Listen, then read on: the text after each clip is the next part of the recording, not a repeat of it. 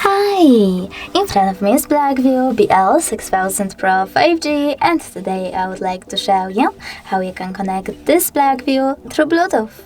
Firstly, open Settings and tap on Bluetooth section. Now you need to wait for available devices to show up, and when they do, just click on the one that you wish to connect to.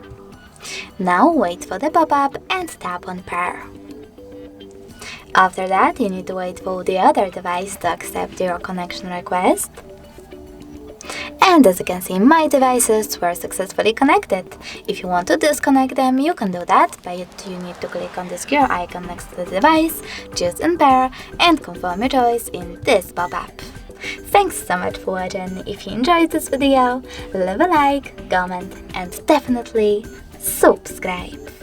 Bye!